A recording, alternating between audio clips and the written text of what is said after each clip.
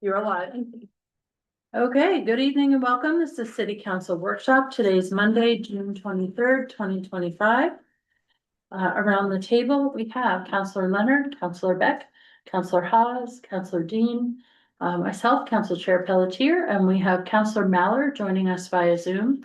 We are joined by City Manager Carolyn Lear. The first thing on our agenda tonight is the Together Place ARPA request. You are up.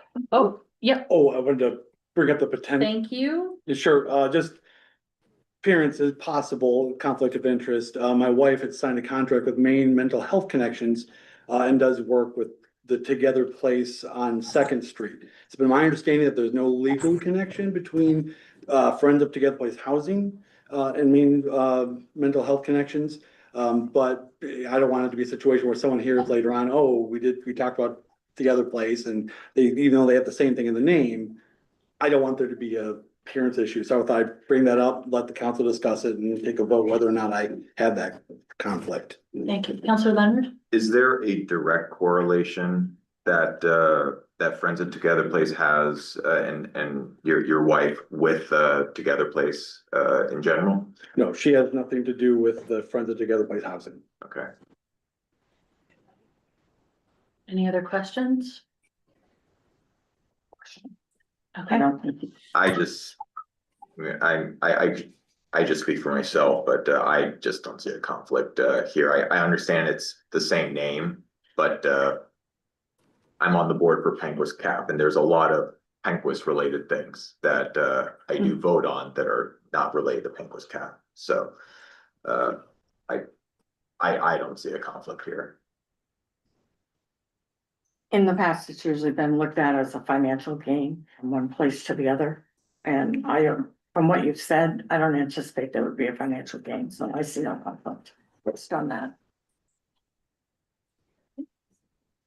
We should probably do, oh, I'm sorry, if I may, I just, Councilor, but we did receive an email from Joseph Hartel, interim executive director, that stated, and I quote, "I'm the new interim executive director at the Together Place Peer Run Recovery Center. I wanted to give you a quick update regarding the ARPA grant we received.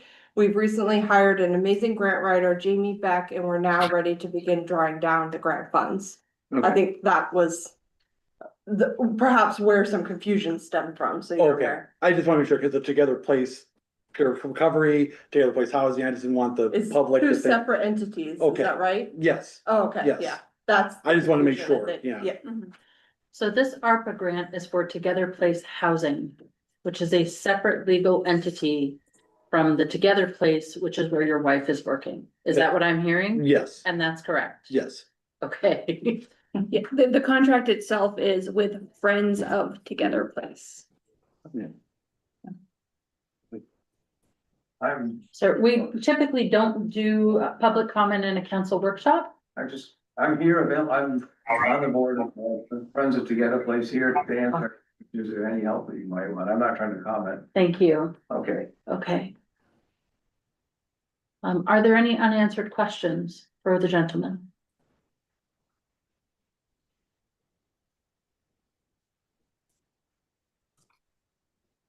Okay, should we take a vote as to whether there's a conflict of interest? Needs to be a roll call. Oh, yes, yeah. Yeah. ones on the train. Okay, Counselor Leonard, No, Counselor Beck can't vote, Counselor Haas, No. Counselor Dean, No. Counselor Mallor. No. Okay, I'm also a no. Thank you for bringing it up. Thank you. So if this item makes it back to full council, you just want to make sure that you declare that we've already addressed the potential for conflict of interest in the council found none. Okay. Thank you. Okay, now on to the ARPA request. What do we got? Wonderful. So apologies first. I know you got a short memo from me quite late. I'm still in the Courtney telling me what to do phase, and this morning she told me I should write a memo. And so now you have a memo. Thank you. So we had received a letter from Friends of Together Place requesting your authorization to purchase a 4-unit building using the ARPA interest instead of a 6-unit. And that, of course, caused me to sort of dig into the underlying authorizations and documents. And when I took a look at them, it was there was maybe some different language in the various supporting documents. Specifically, there's a contract that the organization had signed that reads that they would purchase a multifamily with a quote estimated minimum of 6 units. But it was also very clear in the summary of the council order that authorized that contract that, let me read it exactly lest I make an error. The word estimate was essentially not there, so it said a minimum of 6 units. You know, sort of throwing it around internally, we think that the contract, which states an estimated minimum of 6, would allow for a 4-unit. There's a letter in your packet which sort of more fully explains why it has been difficult for the organization to purchase a 6-unit with the amount of money that they were given to do so. But for the sake of transparency, because there was some discontinuity between the language, we wanted to still bring that before you to get your sort of steer on the grantee purchasing a 4-unit instead of a 6-unit. Thank you. Questions and comments? Counselor Dean. Do you know if they have found a viable 4-unit at this point? I believe that they're Yeah, it's in the letter, 106 Forest Avenue. Okay, yeah, great. Other questions and comments? So the question before tonight is whether to allow this 4 units of the 6. Correct. Yeah, I mean, just knowing the realities of, you know, the difficulty of finding something for that price at 6 units. That's 4 units of housing we could put together or put to work right now. I'd be in favor of this. Thank you. Other comments? Okay, take motion. I would move that we allow them to purchase the 4 unit with the funds. Second. There's a motion and a second. Any doubt? All right, we've got a 4-unit. Very good, thank you. Have to do roll call. Oh, we have to Wayne- roll call because Wayne's on train. Wayne- Sorry, you're gonna have to remind me all night, folks. I'm gonna do my very best, but just pick me if I miss it. Roll call vote. Counselor Leonard, yes. Counselor Beck, Yes. Counselor Hawes. Yes. Counselor Dean. Yes. Counselor Mallor. Yes. And I'm a yes, thank you. Thank you very much. Thank you. Good luck. There you go. All right, next up, we have city manager updates. All right. So the first thing I wanted to discuss with you is we received a solicitation from the Maine Public Health Association asking us to sign on to a letter to Senator Collins and the Senate Committee on Appropriations in support of investing in evidence-based public health programs. As I'm sure you're all aware, the fiscal 26 federal budget is proposing cuts to a lot of spending that flows through DHHS and other health programs. And so the letter would really just discuss the impact of the cut to those programs on our constituents in Bangor as well as Maine as a whole. And our public health director is here if you have more questions about that. Thank you. Questions and comments? I would have no problem supporting a letter. I think anything we can do to maybe mitigate some of that change or cuts or whatever, we should try to do. Do you have more to add? Do you have the latest and greatest news? Good evening, Jen Gunderman, Director of Bangor Public Health and Community Services. So just to build upon that the letter is written by the Maine Public Health Association, and it's open for a number of organizations to be able to sign on. So we won't be creating a new letter, but signing on. And it particularly highlights the specific cuts that will happen in the federal budget if passed as is. And there'll be whole programs at the federal level that are not included in the federal bill at this time. Thank you. Can you flip over to the attendees? I think we might have lost Counselor Mallard. I just want to make sure he's not sitting in the attendee purgatory. Okay, very good. Any other questions or comments on this?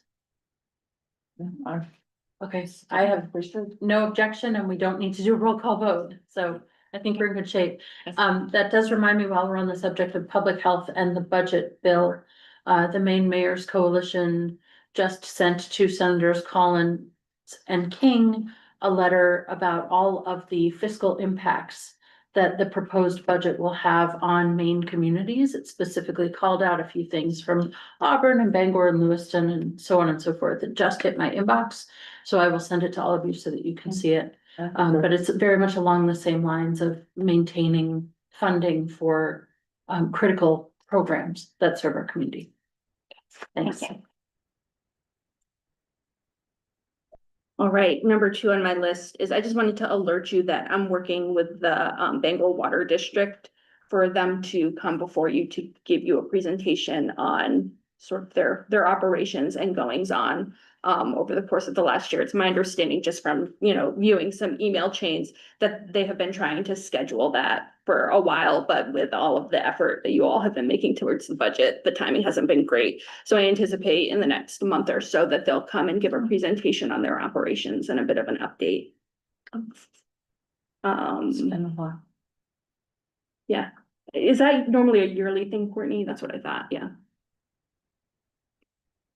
Next on the list is an update on City Hall, which is certainly a Courtney effort. I will not take credit for any of this work. The project is in the last stages of construction, working on punch list items, working on audio and video in the council chambers, which is certainly of importance, security cameras, key cards, on track to reopen in August. And we'll be doing publicity around that. I think one thing that we're discussing and need to start messaging early and often is the possibility that in moving back to that building, there may be an interruption to city services of a day or two, because there's going to be huge amounts of records, especially in the clerk's office, that need to go back to City Hall in order for folks to effectively do their jobs. And so certainly everyone has the intent to minimize the impact, and to the extent there is going to be an impact, to make sure there's a great amount of public outreach about it. But good to start thinking about the fact that there may be an impact on operations as a large number of us move. Another note is that some of the flooring is being redone, specifically some transitions that maybe folks at this table noticed were a little bit steep when you took a tour of the building. Some measurements were taken and they were indeed too steep to transition from one level to the other. And so those are being redone and should not impact the timeline. Anything you want to add, Courtney? Okay. Counselor Beck, did you have a question? Yeah, a quick question about it is, maybe I'm misremembering, but was there talk about maybe doing some kind of an open house event for the public when it's actually ready for them to come in and see? Yes, yeah, I think yes, and likely August, is that what yeah, likely August, Great. once we're back in that building. Hopefully the audio and video will all be working and that will Counselor go Hall? off seamlessly. I know we were talking about that we always had somebody there for our meetings, for audio visual. When we get back home, are we gonna be able to have that again? So that you all don't have to be, So no, we're gonna move up in the world. In fact, somebody in the meeting will have a tablet that will allow them to fully control the meeting from that, including like microphone, volumes, camera angles, all of that. awesome. Yeah. So if I have a tablet, I could just have it just zoom on me the whole meeting? I mean, I guess if I wanted to zoom in on you the whole meeting, I could, but we will be mindful of our remote participants and making sure there'll actually be like zones and things for audio and visual so that a lot of that work is heavy lifting is done kind of automatically, but I can always override it, or whoever else is in the meeting could always override it if we needed to. Oh, just, that would be nice, because you get divided. You know, if you're worrying about what's going on up there, did this get turned on, is this up, can people hear what's going on? Yeah. And there will actually be like that physical like computer that could, if something ever goes wrong with the device, the tablet, there's backup options behind the chambers as well. Very nice. That's a good step up. Thank So you. no more Yeah. owl? No, Owls will be used in conference rooms, but we will not need them thankfully in chambers. That's good. It's creepy with the eyes. Yeah. For the record, Counselor Fish has joined us. Welcome. Once again, will you just double check and see if we have Counselor Mallor? Nope, okay, just, all right. I think we are good. What else? All right, let's talk tax rate. Okay. So with all the changes that will appear in tonight's amendment by substitution budget that you will all vote on. If that were to be enacted, the final mill rate would be reduced by 85 cents from what you saw in the city manager's proposed budget. You saw 18.55 and it will go down to 17.70. You're gonna correct me? Sorry. That's okay. No, please do. I This just is wanna important. clarify that the tax rate will be down 85 cents from the current fiscal year. Current fiscal year, okay. Mhm. Thank you for Yes, of correcting me. course. And so that's gonna result in an average increase to the average property owner of $147 or about 3.61%. Great, thank you. Questions on that? Well, And then you all received, but let me know if you need another copy of some scripts for purposes of doing that amend by substitution later this evening. Then last on my list is cooling centers. It's going to be hot tomorrow. My kids will probably be playing softball, so yes. So some social media posts with info about general heat safety as well as local places to cool down went out maybe an hour and a half ago. The aquatic center is going to be open. Sprinklers are going to be turned on down by the waterfront. And the Bangor Housing Authority splash pad is open. And then an additional social media post is scheduled for tomorrow that's going to include an accumulated list of area cooling centers, and they're sort of getting added in real time as people make those decisions. So we'll be keeping that updated, and we'll also get something on our homepage. Counselor Beck? Just had a question about bus fares during those days. It was brought up to me before that it was a barrier for some folks on days where the heat advisory. And so is there any way to, like, on certain days where it's been declared emergency level, could we waive bus fees those days? So people can get to. It's a good question. she might as well. Uh, Actually, I apologize. Last time I came, I didn't introduce myself. Courtney O'Donnell, Assistant City Manager. I don't actually think we've ever historically do that. We have had, some occasional free fare days, to promote riding the bus. But I will say that, we tend to be a little more lenient on really hot days, both in terms of people inside, the transit center and on buses. Before we ask them like, you're getting off, like, so. I think that's certainly something we could evaluate, moving forward, though. That would come to GovUps. Sure. Yeah. Okay, great. That was my last item. Questions for the city manager? Okay, I'll take motion. I'll move that we go to executive session under one MRSA 405(6)D. To discuss AFS CME Local 92609, Council 93 BIA Customer Service Representatives. Second. Thank you. We have a motion. We have a second. Oh, he's still there. He's back. Yeah, Let's make sure he can vote. I don't he. Very good. Okay, Counselor Leonard, Yes. Counselor Beck, Yes. Counselor Haas, Yes. Counselor Fish, Yes. Counselor Dean, Yes. Counselor Mallow. He's muted. He's on mute. Yeah, but he still has to vote because he's here. Yes, I vote yes. Thank you.